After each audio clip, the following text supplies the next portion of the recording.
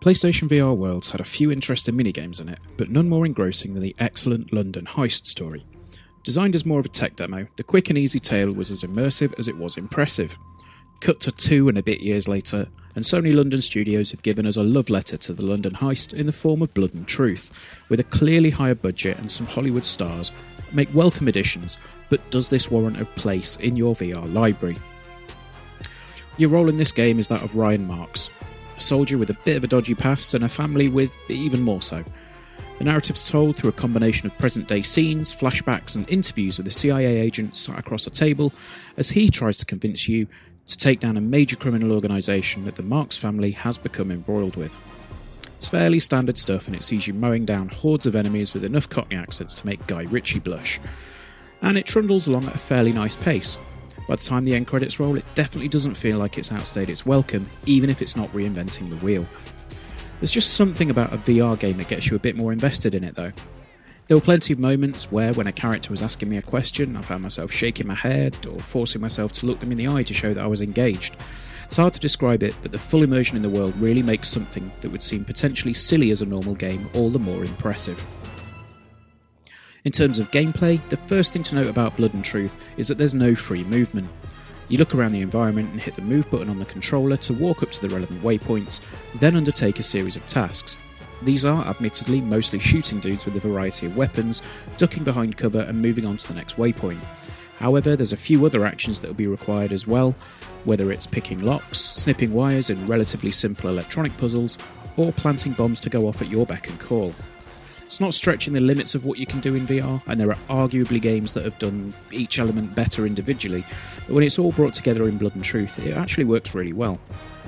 There are some more of the vehicular shootouts that made the London Heist as memorable as it was, and some well thought out inclusions of stealth mechanics, silenced pistols, that make busy sections seem a lot easier if you take the soft approach to start out with.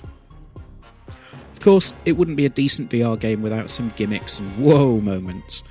For me, the biggest and most terrifying moment came when Ryan decided that he wants to give parachuting a go, without really too much telegraphing to the player. I genuinely froze up as I found myself hurtling towards a waypoint that I thought I was going to stand on, only to leap off it when I was 100 metres in the air and hurtling to the ground for a few seconds. Mere moments before, I'd found myself looking at quite an impressively rendered London skyline, and suddenly I thought I was going to die. Except I wasn't. I was sat in my games room with a headset on, probably looking like a bit of a twat.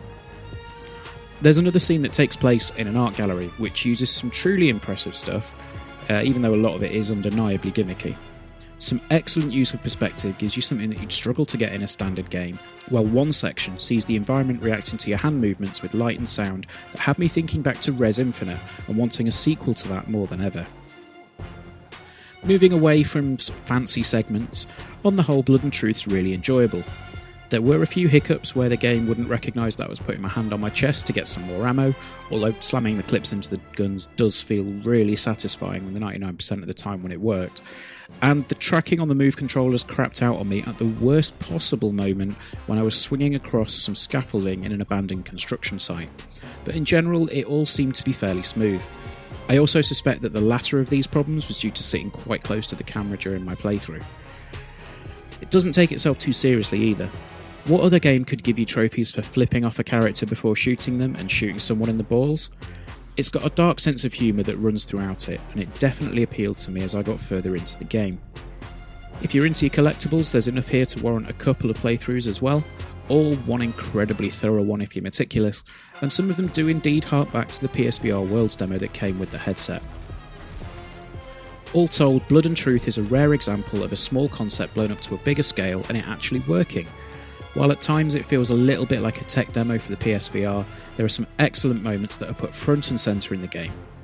The story's not going to win any awards, but it's told in a manner that's both engaging and fun, and when combined with some of the best action segments that I've seen so far on the PSVR, it's easy enough to recommend picking this one up.